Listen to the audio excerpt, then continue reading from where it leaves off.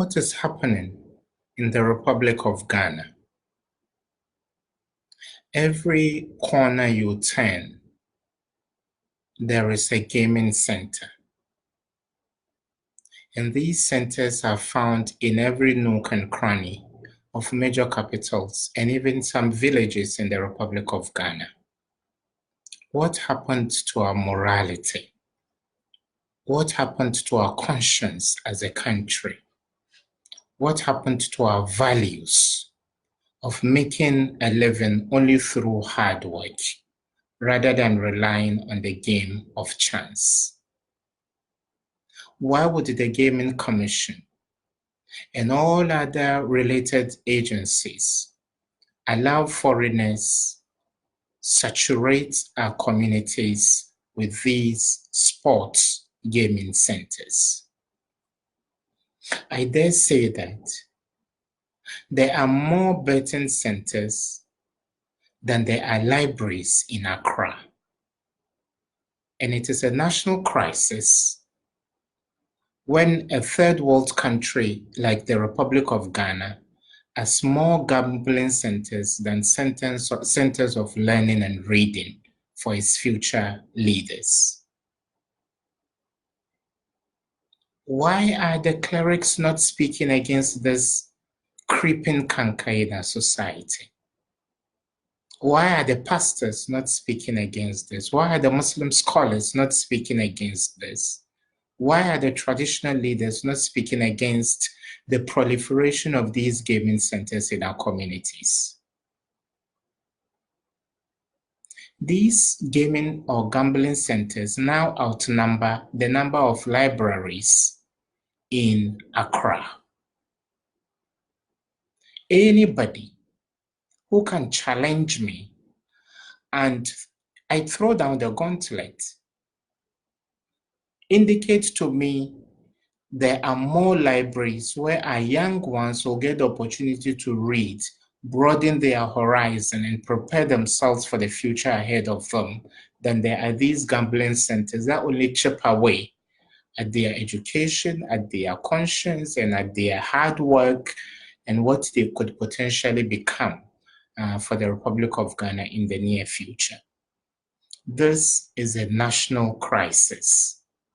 And the earlier we stood up against these gaming centers, the better for us as a country. You go to semi-urban areas, you go to the outskirts, you go to cosmopolitan areas like Accra, wherever you turn left, you see a gaming center. You turn right, you see a gaming center. And they are using football stars, people that have in diverse ways raised the flag of the Republic of Ghana high, people that have given us the opportunity to hoist the colors of our flag, red, yellow, green, with a black star on various international platforms. These people are now being used to bait our young ones and future leaders to gamble away their lives. Why would a third world country that has challenges with education, there are so many schools under trees. We have kids that go to school with tattered clothing. Some can't even stay in school because they don't have shoes to wear. Why would a country like this allow its future leaders to waste away their lives through gambling? What is the UEFA Champions League? What is the EPL? What is La Liga? These are recreational activities for countries that have made it, so to speak. Spain, even though has an ailing economy, Italy, even though has an ailing economy, these are first world countries, so to speak. The United Kingdom has got a very good, efficient system, a good healthcare system, good education system. It's doing fairly okay. So if they are at such a time in their national history or their national life where they can afford gambling as a result of the passion they have for football, why would a third world country with open gutters, no proper healthcare delivery, no proper educational systems, no efficient, systems to take care of the citizens of this country, why would we also toe the same line? Mind you, nations have gone through various generations to reach the era in which we find ourselves. The US decides to have American Idol. When the US was us, it wasn't wasting away its life singing and dancing.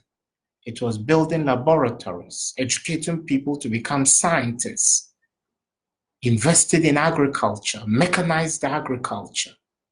Until the US got to a time it felt, well, it looks like this system is okay now. We can waste time doing other things as a result of recreation. But if you have a country that is a third world country, and number one on its priority is gambling. If it's not gambling, singing and dancing. A third world country whose heroes and heroines are singers and dancers is not a serious country. So let's try our best and get our priorities right. We may not realize the unintended consequences of these gaming or gambling centers today. But mind you, young ones in their early teens or mid-teens, some in their early 20s, we are not imbuing in them the passion to toil and sweat to make a living. We're only telling them through the game of chance, through predicting the outcome of a football match, you can make as much as a hard-working youth can make working for 5 continuous years. And soon, when these opportunities to gamble and make cheap money dry out, in the next 10 years, next 15 years, next 20 years, what will these young ones today turn onto the Ghanaian society? They will become liabilities to the Ghanaian society because they wouldn't have had the skill set to be gainfully employed. They wouldn't have spent their time in the classroom getting themselves an education to become lucratively employed in future. Then it means if we don't rise up as a country and do something about the proliferation of these gambling or gaming centers, then soon Ghana will raise an army of hopeless, lazy people that would only deepen the social vices we have in this country. So who is listening? Who is listening? Can you go to Bangladesh and destroy the future of their youth while they look the other way? Can you go to India and destroy the future of their youth while they look the other way through gambling centers? Will Lebanon, will China allow you to come into their country and destroy the youth of the country and destroy their future through gambling or gaming centers? These are serious countries. You aren't a serious country if you allow the pulse of the nation, the passion of the people, which is football, turn into a gambling bonanza that will only chip away at your subculture of encouraging people to be hardworking before they can put food on their table. Who is listening? Who in a position of authority is listening? The earlier we did something about these gaming or gambling centers, the better it will be for us as a country, because we are sitting on a ticking time bomb. And if care is not taken, within the next decade, the next 2 decades, these young ones that find very cheap ways of making so much money in so little time will not have the opportunity to continue on that tangent. Then they will turn their anger and frustration back on us, other citizens who have spent 2 decades in the classroom, other citizens who have spent decades learning a handiwork so that they can work hard and put food on their family's table. Who is listening? Who in a position of authority is listening? And when we realize how devastating these gaming centers are on the Ghanaian society, maybe it would have been too late. Who in a position of authority is listening? Go to Lebanon and see how they are busy educating their young ones. Go to India, it is a global tech giant teaching its young ones how to decode, how to develop software applications. Go to China. China has invested so much in telephony, it is competing through Huawei, it is competing with global giants and giving them a tough time. Would Chinese people be able to build a tech giant like Huawei if it allowed Ghanaian businessmen to go to China and open gambling centers in the name of sports to destroy the future of their youth? China would certainly not agree, because unlike Ghana, China is a serious country. Who in a position of authority is listening? Let's do something now about these gambling or gaming centers before it is too late. Because these business people that come from other countries have hurt this country so much. Multinational companies are plundering and pillaging this country. They've depleted our oil, they've depleted our gold, and now the little human resource we have, the future of this country, its youth, it's now their target. If you don't realize this is a conspiracy, then you are not a serious country. Who in a position of authority is listening? Let's do something about these gaming centers. Let's shut them down before it is too late. Some will say, well, boys are brave. So if they shut these centers, how boys go feed chop? But mind you, it is more dignifying to go into the market square, to carry load and make 1 cedi than gamble away your youth. It's better we become hewers of wood and drawers of water while we keep our heads high, because we would have achieved whatever we would have achieved through hard work rather than the game of chance.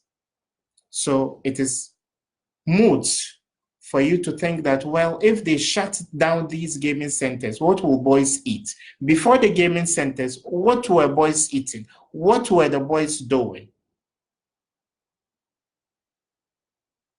There's always an avenue for you to legitimately make a living. And for those who think on the altar of revenue, oh, these are companies that pay taxes, the state gets some money to carry out policies at the expense of your future, at the expense of your human resource. No amount of tax returns would be able to supplant or replace the sheer quantum of our human resource we are losing to these gambling centers that are so-called gaming centers. Who in a position of authority is listening? It's a conspiracy. They enslaved us in the past. They are busy. The French and the Brits are busy attending to other things, struggling with the EU, siphoning oil from the Middle East. Now, countries that are emerging world superpowers, China, Lebanon, Bangladesh, India, they are now doing a scramble for Africa, but this time around, not for our natural resources.